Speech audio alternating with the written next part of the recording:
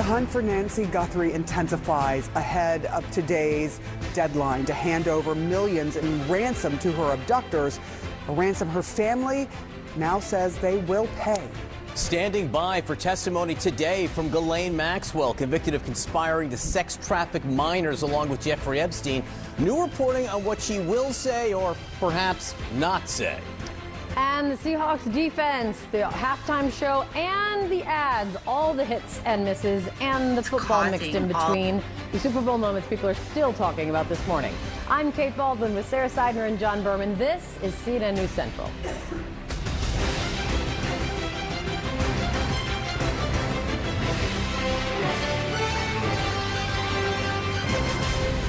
Right now, the search for 84-year-old Nancy Guthrie is entering its second week as a 5 p.m. deadline and demand for a ransom for her safe return is approaching for the Guthrie family. Citing a ransom note sent to the station, CNN affiliate K-Gun reports that Nancy Guthrie's possible kidnapper or kidnappers are demanding $6 million in Bitcoin by 5 p.m. today. They also say the note includes a threat to Guthrie's life if that deadline is not met.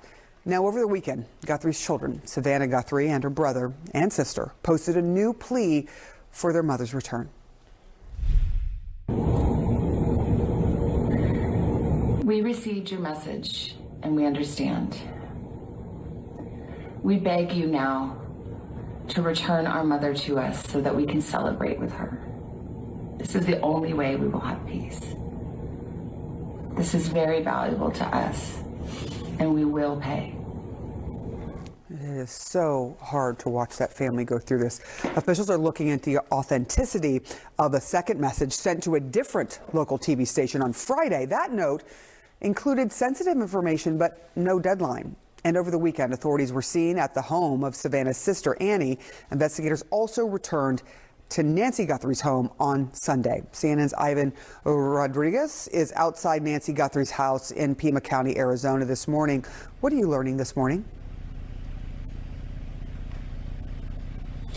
Sarah, good morning. Right now, we have a sheriff deputy parked outside of Nancy Guthrie's home, and the Guthrie family had requested that the Pima County sheriff remain outside of the home to guard for these next couple of days. So we're going to continue to see that law enforcement presence here. We've seen a sheriff deputy exit the vehicle, walk in to the driveway area right in front of the home, just constantly patrolling. Now, as you mentioned, over the weekend, we did see quite a bit of action from investigators. Just looking specifically into yesterday, at least 2 investigators were seen examining a septic tank near Guthrie's home. They were also seen with this large stick caught on video, examining it, poking inside of the septic tank itself, using a flashlight to get a better look inside as well. The Pima County Sheriff didn't confirm any details as to what exactly they were looking for, but what they did say is that they're going back to multiple locations to continue their investigation, and that's exactly what we saw as well, where on Saturday night 3 unmarked vehicles were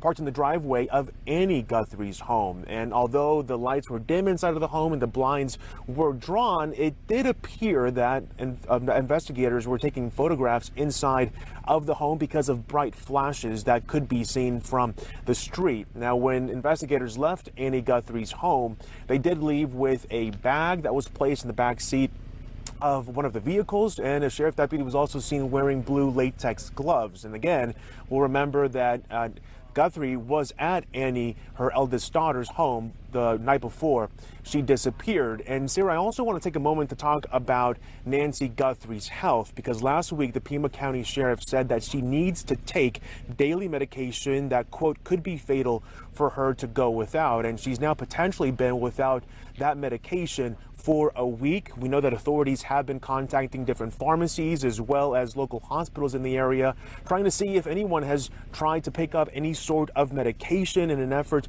to get it to her. Still, Sarah, no suspects have been named, and like we've heard the last few days now, no new press conferences are scheduled. Pima County Sheriff Nanos had mentioned that there would be one scheduled if there were any sort of new evidence, but still nothing yet to report on that front either. Yeah, one thing to just keep reminding people is of the numbers for any information, literally anything that they saw or that they've heard, that they have any information on this. There are 2 numbers to call, and they're there on your screen from the Pima County Sheriff's Department. That's the local number, and you have the FBI number, 1-800-CALL-FBI. Thank you so much for your reporting from Pima County, Arizona this morning. John. All right, this morning we are standing by for Ghislaine Maxwell to appear before the House Oversight Committee. She will testify virtually from prison, where she's serving 20 years for conspiring to sex traffic minors with Jeffrey Epstein. Now, the panel's chair says he expects Maxwell will assert her Fifth Amendment rights and not answer questions, but he hopes she will change her mind. Let's get right to CNN senior legal analyst, former federal prosecutor Ellie Honig. Maxwell's lawyers are also saying she's going to, assert her Fifth Amendment rights here. What are those rights in her case, given that she's already been convicted in her case, and also given that she spoke at length to the Deputy Attorney General Todd Blanche? Right, John. So it might seem unusual that somebody could invoke the Fifth after a person like Ghislaine Maxwell has been tried and convicted, and she's tried out and lost her appeal. She went to the Court of Appeals. Her appeal was rejected. She asked the U.S. Supreme Court to take the case. They said no. So a person might say, well, then how could she still have a Fifth Amendment right? The answer is, first of all, she has an ongoing sort of alternate style of appeal going on here called collateral appeal, called habeas corpus. So that's even after you appeal to the Supreme Court. So she does have that level of ongoing appeal. The other thing is she could still at least theoretically be charged by state authorities. She could theoretically be charged with crimes in the state of Florida, in the state of New York, perhaps other places. So courts do generally give people in Ghislaine Maxwell's very broad discretion, very broad latitude when it comes to invoking the Fifth Amendment. Now, yes, she did answer a series of questions this past summer when she sat down face to face with Todd Blanche, and Ro Khanna and others on the committee are saying, well, then she waived it. She gave up her Fifth Amendment right. But what Ghislaine Maxwell's lawyers are saying is, yes, but she might be asked different questions now, and they're also saying new information has emerged, so the calculus has changed. So yes, Ghislaine Maxwell, if she does invoke the Fifth Amendment right, that very likely will be all that we hear from her. Is there any way to compel her to testify?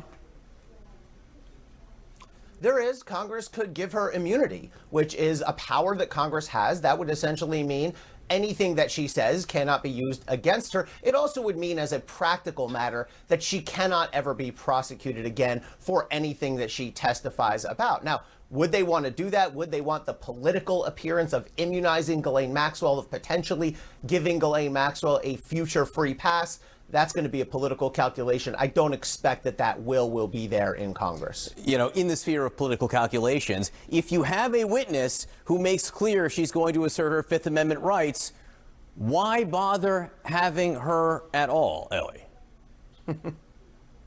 Well, there's certainly an element of political theater, John. I will tell you that as a prosecutor, if you get a letter from a witness's lawyer saying he or she is going to invoke the Fifth across the board, you don't then drag the person into a grand jury or into a court and make them go through the steps of actually saying, I take the Fifth. But it does sound like Congress will do it here. I'm sure there's a political element to that. I think what Ro Khanna would say, and other Democrats on the committee, other members on the committee would say, well, we still want to pose the questions to her one at a time so we can be clear exactly what we want to know from her and exactly where she's claiming the Fifth. So there could be some benefit to that exercise to at least make a record, but largely it will be for show.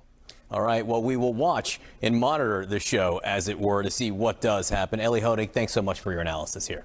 Kate. Also, bad butt. So ditch the butt.